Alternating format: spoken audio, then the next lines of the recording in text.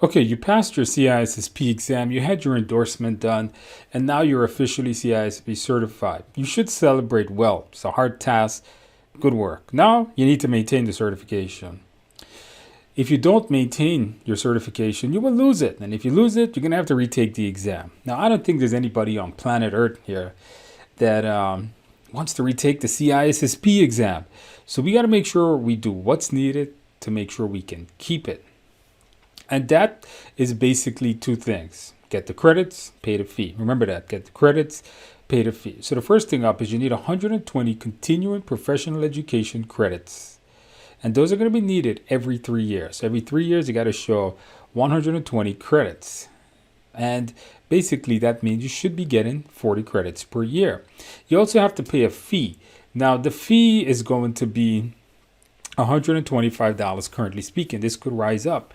And it's $125. You pay the ISC Square every single year. There's even an option to do a full 3-year payment up front. It's just $125 times 3. Now, how do you get your CPEs? That's the big question. You could be providing training. It doesn't have to be a big training class like I'm doing. It could just be to your organization. They give you credits for all the hours you spent creating the courseware. You do volunteer work. Sometimes they post volunteer opportunities to help make exam questions or monitor exams. Attending security-related training and seminars or conferences. Writing articles in security magazines. You get credits for every hour you spend writing that. Being on a committee of different professional organizations, and in a security role, of course.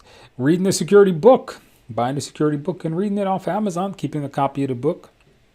Or I should say keeping a copy of the receipt. Now, most of you guys will probably get credits by attending security training.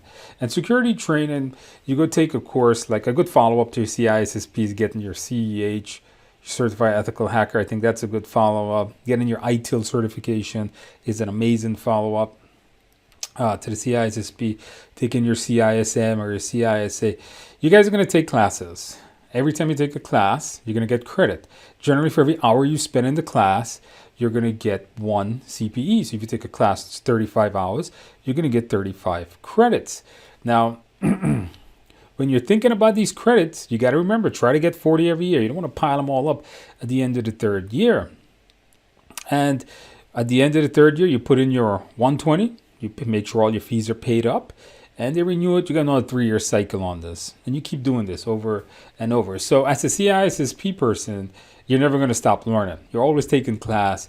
You'll probably should be getting newer certifications all throughout your career cycle. Unfortunately, this is just how the CISSP work, but not just this. The PMP, the CISA, the CISM, all big certifications nowadays.